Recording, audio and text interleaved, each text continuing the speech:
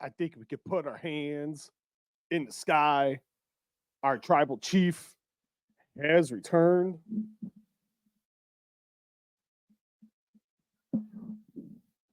Perhaps the greatest WWE champion in this modern era is back. Roman Reigns makes his triumphant return to help Cody Rhodes defeat Solo Sikoa for Cody to remain the WWE undisputed champion. It happened. He's back. New music, leaned out, hot new t-shirt that I'm going to have to buy. Wait, reporters aren't supposed to do that. Yes, they can. But it was rumored for a while. They tried to confirm it all day. No one would say really much of anything. And it kind of just, it's one of those where I hate knowing because it ruins the fun. I stopped messaging early in the day and I just hung out with my son and we watched all of SummerSlam. And as a dad, that was just awesome. I loved it. And we got to see the pop of a lifetime, the pop of the year. Let's just jump into how that all went down. What had been a very lackluster main event, not due to Cody Rhodes. Solo Sikoa is not ready. He's not ready for Showtime, but he's getting the shot. He's going to get the shot for a little while longer, but I think it wasn't Cody's fault. Match was just kind of it wasn't there. Even with the interference from the Bloodline, Tama Tonga, Tangaloa, the returns of Kevin Owens and Randy Orton. So they go back. Here, Cody's going for a final crossroads. Here comes Jacob Fatu, lays the beat down, splashes through the table, appears to legitimately hurt his leg.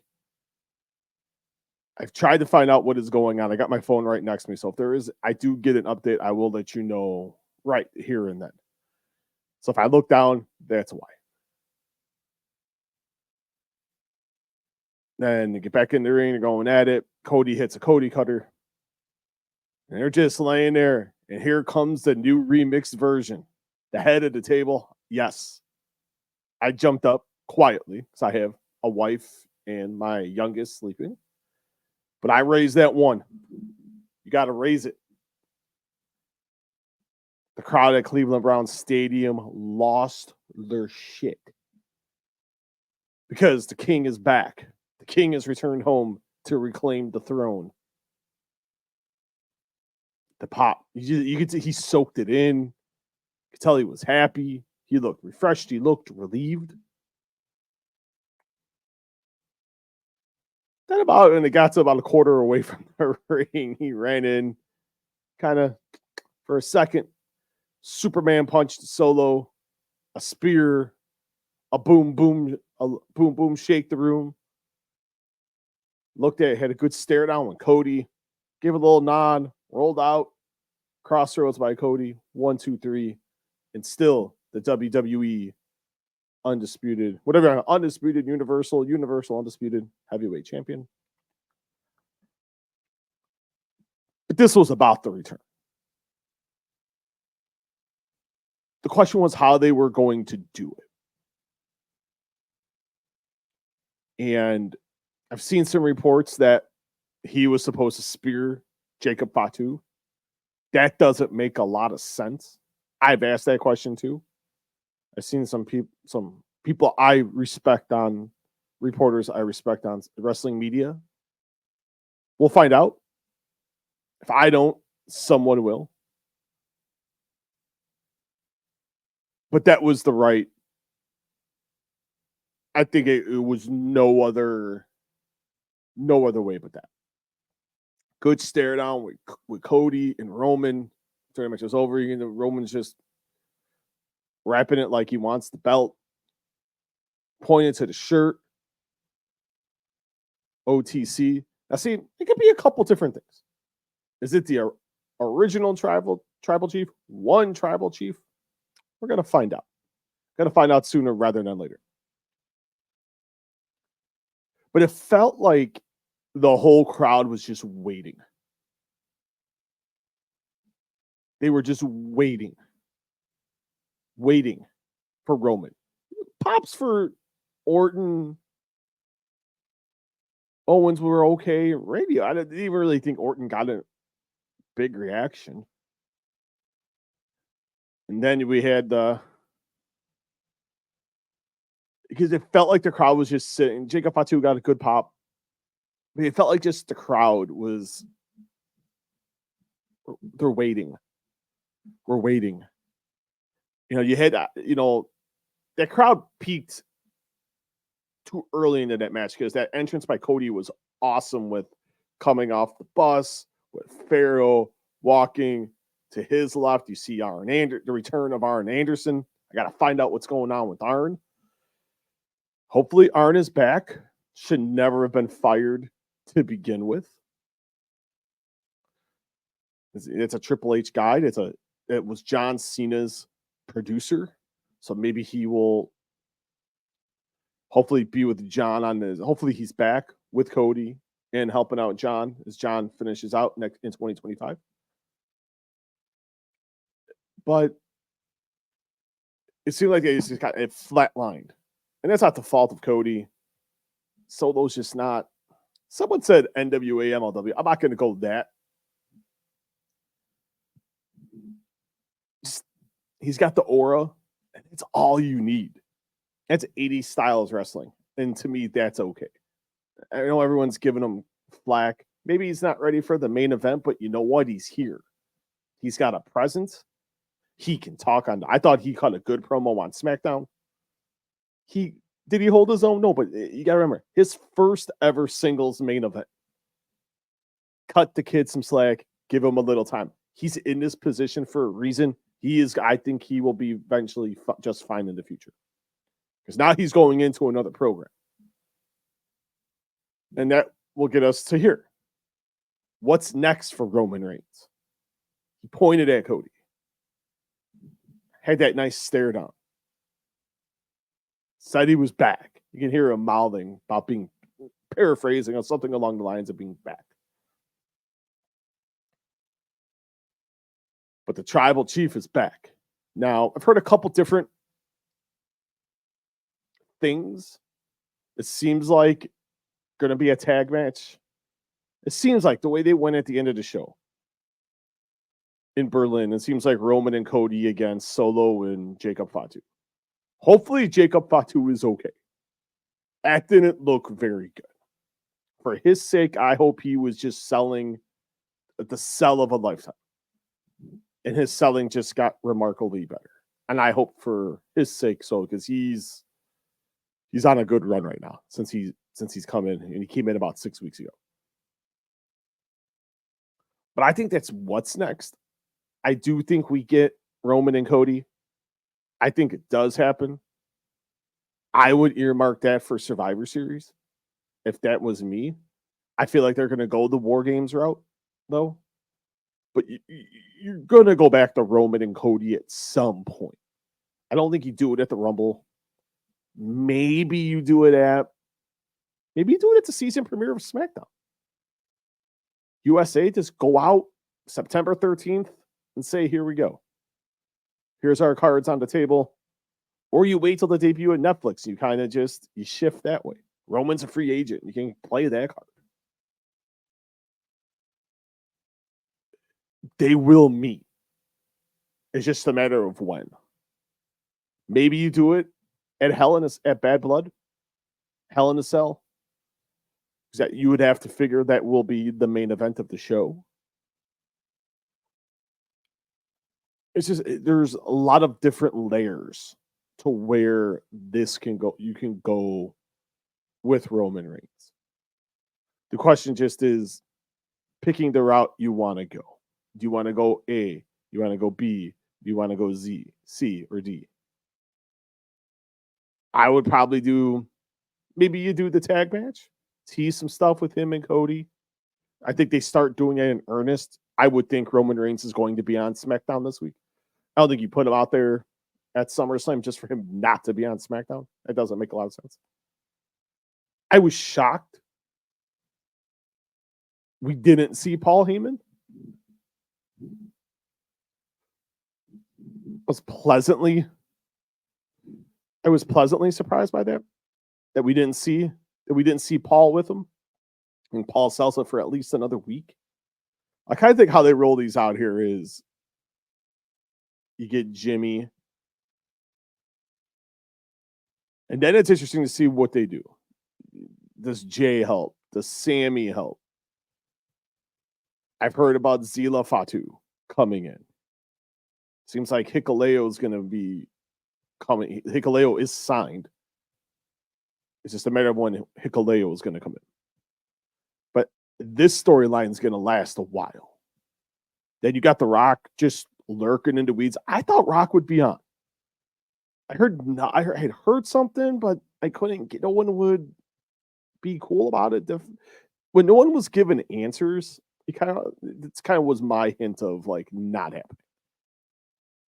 But it was good to see Roman back. At least you get one piece back. And now I think we kick it into high gear. You kind of could start putting some pieces together. Because now it's showtime. And you have to give Paul Levesque credit for the way he's maneuvered this and the way they've gone about it to get here. You know, and I'm intrigued now what happens with Cody. I really am. And this is why. I talked about Cody and Roman and, but where's his position level now? Is he the guy? Because the guy's back in a lot of people's minds. You hear that pop? Come on. That crowd was waiting 25 minutes. They were saying at the beginning of the match. And before I continue, horrible take by Eric Bischoff, by the way. Didn't feel like it was time. What TV show have you been watching, Chief? I like you. I like Eric. Eric's a good man. But Eric needed to not say much. I would have. Bad comments he made on this podcast. And again, it's a hot take. But the story fit. They were chanting Roman's name for like 6-7 weeks. This wasn't a thing of like, there was no mention of him. You're bringing up constant mentions. And then what happened with Paul Heyman, knew the return was coming. It was just a matter of when, not if. And the when was tonight at SummerSlam. The music, that's going to take me a little bit to get used to. Not a fan of the music. Not at all. But back to Cody. I'm intrigued of how his perception is going to be now among the fans. Because who's the number one babyface? Is it Roman Reigns? Is it Cody Rhodes? Does Cody go back to Raw? Does Gunther come over to SmackDown? And Roman's going to... When they had the draft, Paul Heyman said Roman Reigns was going to be a free agent. So this is where I'm pretty intrigued to see where this direction goes in terms of the number one babyface. Because who is it? It's been Cody. But the number one overall draw and attraction's been Roman Reigns. This is going to be a fun ride. Is it WrestleMania time yet? We got 8 months until WrestleMania. And we just got this tonight. That was a great way to close an even a good show. The disbanding, it seems like maybe the Judgment Day gets split into two. Finn Balor cost Damian Priest the World Heavyweight title. Gunther is our new champion. You only got Gunther winning the title. You had a new Intercontinental champion, Braun Breaker, new United States champion, LA Knight, and who am I forgetting? And the new WWE Women's World Heavyweight Champion in Nia Jax. So good, 4 title changes tonight. The return of Roman Reigns. CM Punk loses in his return. Definitely a good night if you are the WWE. They announced 57,791 inside of Cleveland Browns Stadium. I think it could be right. I know Levesque makes it a point of being pretty accurate on the attendance number, unlike his predecessor, his father-in-law, Vince McMahon. But yes, it did happen. The long-awaited return of Roman Reigns, who is now a definitive babyface. And I want to end with this. He was getting booed out of the building for so long as the top babyface. He'd go into these arenas like this one, stadiums, and just get booed out of the building. So when you see him come out and the ones are flying up, the fans in their adulation, you cheer for stuff like that. It shows, for as much as you want to give Vince McMahon crap, Vince McMahon saw something.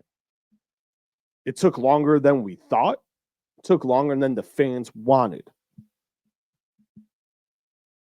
But Roman Reigns, Joe Inoue, he figured it out.